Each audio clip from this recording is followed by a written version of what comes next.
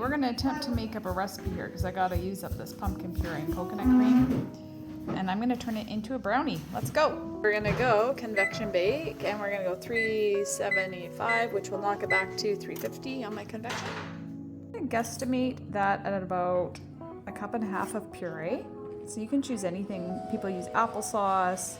I've used pureed lentils, pureed quinoa. Well, I haven't done the quinoa myself, but pureed lentils, quinoa, I've done black beans, so you decide. I've dropped in 4 beautiful eggs.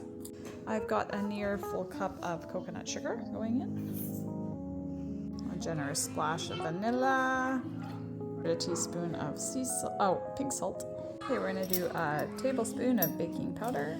Generous half cups, maybe closer to 2/3 of a cup of cocoa. Try this quinoa flour, Rosie. We're gonna put a whole cup in and we're gonna see what that gets us with consistency. Let's give that a mix. So let's just see, like, is that cake batter consistency? It kind of is. Yeah. So it's kind of wet like that. It's kind of like cake batter, but I think that might do it. I'm gonna throw in a half a cup of chocolate chips. I'm gonna line this this pan. It was in the oven, so it's a bit hot, with parchment. So this is a 9 by 13. You could easily do a 9 by 11 and just be, especially if you're not going to use the parchment. But this will make it a little bit maybe of a thicker topping, which is nice, less cakey, more frosting.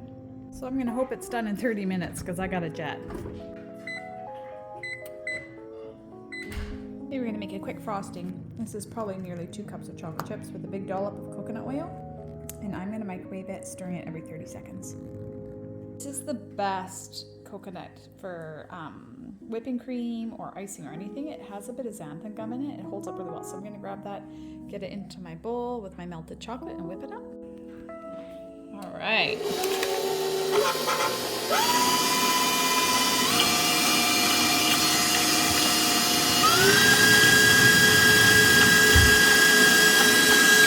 That's it. And I'm just going to transfer that to the fridge to set up a little bit.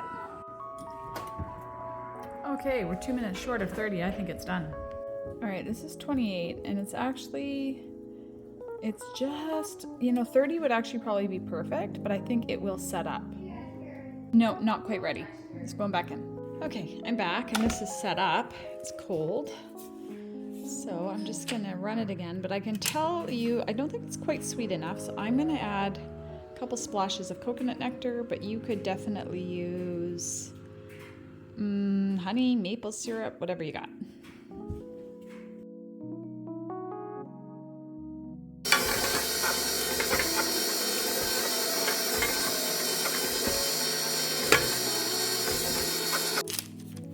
All right, it's looking pretty nice. So I'm just going to spread this on generously. We have a neighbor that's a lot of food sensitivities, and I think this makes the cut for her. Just gotta bring her a little bit.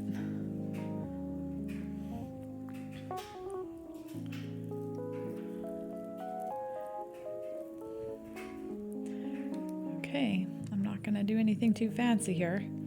So once I get this spread, we'll get some reviews.